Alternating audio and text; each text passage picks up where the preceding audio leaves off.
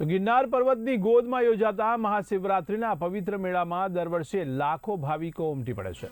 તો હર હર મહાદેવના નાદ સાથે ભક્તિ અને આધ્યાત્મિકતા છલકાતા આ મેળામાં અનેક સાધુ સંતો પોતાના ધૂણા ધખાવી સાધના કરતા નજરે પડે છે।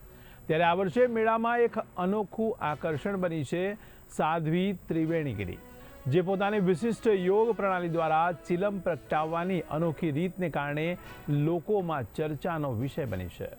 તેઓ મોઢાથી નહીં પરંતુ ખભા અને યોગિક શ્વાસ પ્રણાલી દ્વારા ચિલમ પીવાની કળા દર્શાવે છે, જેને ચિલમ કા ઇલમ તરીકે ઓળખવામાં આવે છે।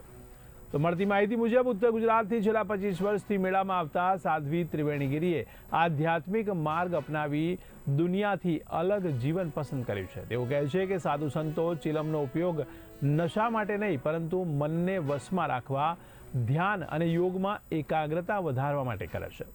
ખાસ યોગ સાધના અને ગુરુના આશીર્વાદથી આ કળા પ્રાપ્ત થાય છે। તેમની અનોખી રીત જોવા માટે મેળામાં મોટી સંખ્યામાં લોકો પણ એકત્ર થાય છે।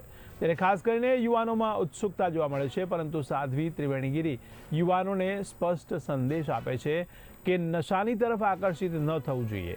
તેઓ કહે છે કે સાધુઓ માટે આ સાધના હોઈ શકે, પરંતુ સામાન્ય લોકો માટે નશો નુકસાનકારક છે।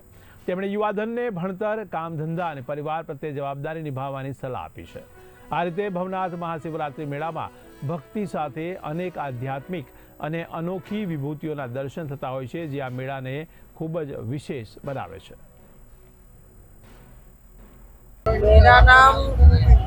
मेरा नाम त्रिवेणीगिरी गुरु महेंद्र बलदेवगिरी नागा बाबा है। मैं उत्तर गुजरात से आता हूँ। तकरीबन 15 साल से मैं महाशिवरात्रि मेला करता हूँ। चिलम का इलम चिलम की साधना है। चिलम की साधना है इलम।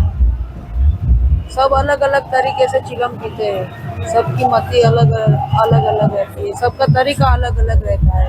हाथ की मुद्रा जो कि योग मुद्रा बोली जाती है, वो ऐसे योग मुद्रा से अलग अलग तरीके से चिलम पीते हैं। वही चिलम का इलम है। पीछे से मैं ऐसे चिलम पी सकता हूँ कि गुरु महाराज का आशीर्वाद है और गुरु महाराज की दी हुई साधना और योग क्रिया है।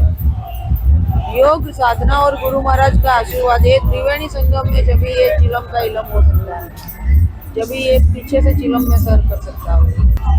आजकल के जो नए नए युवा है जिनको चिलम पकड़नी नहीं आती है, उन लोगों को तो चिलम को हाथ लगाना ही नहीं चाहिए। इसमें अपमान होता है। गांजा है 18 वनस्पति के अंदर में से एक वनस्पति है गांजा, जो दत्त महाराज ने पी हुई है। तो योग क्रिया करो, सुबह सुबह ब्रह्म मुहूर्त में जागो, स्नान ध्यान करके एक आसन पर बैठ जाओ, अपनी ध्यान मुद्रा में बैठे रहो। पहले देखो थोड़े दिन तो ऐसा लगेगा कि बस विचार ही जा रहे हैं, फिर बाद थोड़े दिन के बाद में धीरे धीरे मन कंट्रोल होएगा, और जैसे मन कंट्रोल होता जाए वैसे वैसे आगे अपनी योग क्रिया बढ़ाते जाओ।